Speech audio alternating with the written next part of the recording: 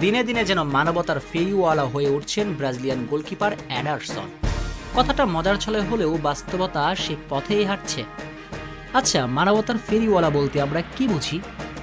নিজের জীবনের সব ঝুঁকি নিয়ে হলেও অন্যের উপকার করতে হবে, তাই তো? ম্যান সিটির গোলকিপারও যেন ঠিক তাই। সিরিজেন গোলবার সামলানোর দায়িত্ব যেন তার কাঁধে নয়, বরং প্রতিপক্ষের প্লেমেকার হিসেবে তিনি মাঠ নামেন, প্রতিপক্ষের ফরওয়ার্ডকে গোল করতে সহায়তা করেন। না হলে কি আর শেষ 5 ম্যাচে 11টি গোল হজম করতে পারে কোনো গোলকিপার? এই অবিশ্বাস্য কাজটাই এবার করলেন এডারসন। প্রতি ম্যাচে 2টির উপরে গোল হজম করেছেন তিনি। অথচ যে দলে তিনি খেলেন সে দলের ডিফেন্স সামলানোর দায়িত্বে আছেন আকানজি, রুবেন ডিয়াস, ভার্ডিওলের মতো ডিফেন্ডাররা। অথচ এমন সব বিশ্বমানের ডিফেন্ডার নিয়েও হজবরল পারফর্ম করেই চলছেন ব্রাজিলিয়ান গোলকিপার।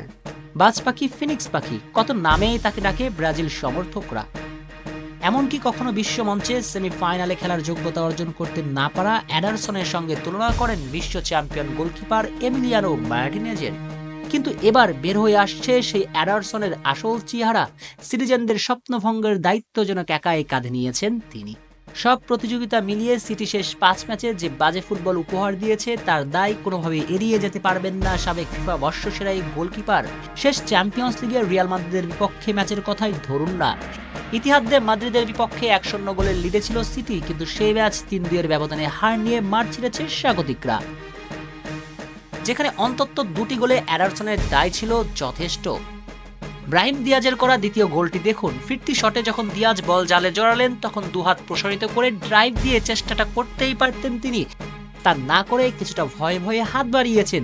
অথচ এফএ কাপে টটনহামের বিপক্ষে এর চেয়ে অবিশ্বাস্য একটা বল সেভ করেছিলেন এমি। পার্থক্যটা বুঝেছেন তো?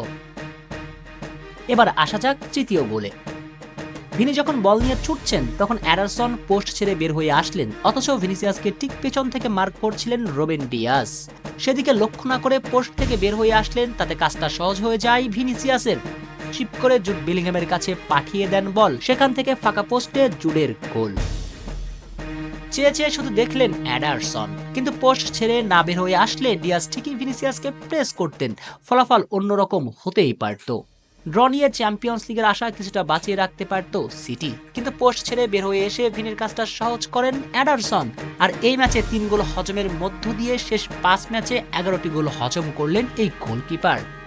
ওই যে শুরুতেই বলা, মানবতার ফেরিওয়ালা হয়ে গিয়েছেন ব্রাজিলিয়ান বাজ পাখি। নিজের দলের ক্ষতি করে হলেও প্রতিপক্ষকে সহায়তা করতে প্রস্তুত এডারসন। গোলকিপার নয় যেন, তিনি এখন মানবতার ফেরিওয়ালা।